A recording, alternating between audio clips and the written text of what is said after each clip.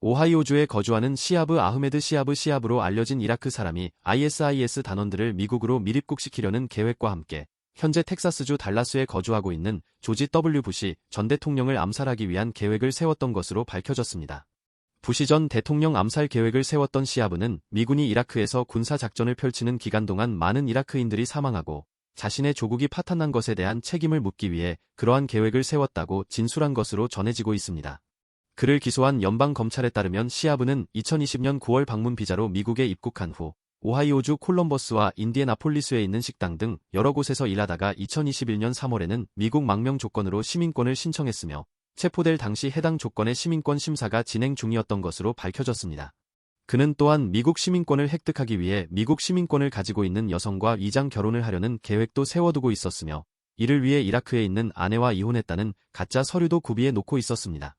시하브는 미국과 이라크 전쟁 당시에는 총기 밀매업자로 활동하면서 알카에다를 도왔던 것으로 밝혀졌습니다.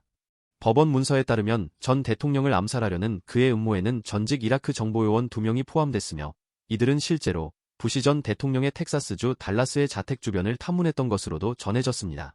그는 또한 부시 전 대통령 암살에 함께 동참하려는 7명의 이라크 사람들을 수천 달러를 들여 미국과 멕시코 국경을 통해 밀입국시킬 계획이었고 CS1으로 알려진 익명의 제보자가 그들의 계획에 동참하면서 모든 것을 녹취하고 모니터링하고 있다는 사실을 전혀 눈치채지 못했습니다.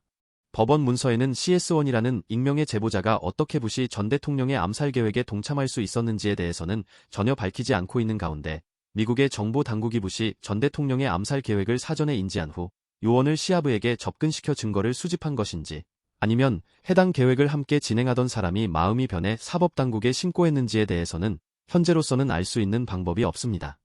그는 마침내 2022년 5월 FBI 합동 테러 대책반에 체포된 후 연방법원에 기소되었습니다. 시하브는 그가 계획하던 모든 것의 녹취록 증거와 함께 지난 2월 14년 8개월의 징역형이 선고되었고 징역형을 살고 난 이후에는 이라크로 추방될 예정이며 석방되더라도 평생 미국 정보 당국의 감시를 받게 됩니다. 가디언지에 따르면 부시 전 대통령은 자신의 암살 계획 사실을 알고 난 뒤에도 전혀 걱정되지 않는다는 말을 했다고 밝혔습니다. 부시 전 대통령의 비서실장인 프레디 포드는 2022년 5월 시하브가 체포된 후 인터뷰에서 부시 대통령은 미국 비밀경호국과 법집행기관 그리고 정보기관의 탁월한 정보력에 대한 무한한 신뢰를 가지고 있다고 말했습니다. 만약 CS1이라는 익명의 제보자가 미국의 정보 요원이었다면 자신의 정체를 숨긴 채 해당 음모를 계획한 사람과 어울리면서 모든 정황을 녹취하고 증거를 수집했다는 것만 보더라도 미국 정보당국의 정보 취합 능력이 얼마나 치밀하고 실효성 있는지가 증명이 되는 셈입니다. 특히 미국 법 집행기관의 함정 수사 능력은 상상을 초월합니다. 미국에서는 남성들이 매춘부로 위장한 여성 경찰관에게 붙잡혀 머그 사진이 인터넷에 공개돼 망신을 톡톡히 당하는 경우가 종종 생기곤 합니다. 이번 영상에서는 조시 W. 부시 전 대통령을 암살하려다 검거된 한 이라크인에 대해 알려드렸습니다. 다음 영상에서는 또 다른 내용을 가지고 다시 찾아뵙겠습니다. 구독과 좋아요 부탁드리며 알람 설정 확인해 주시면 감사하겠습니다.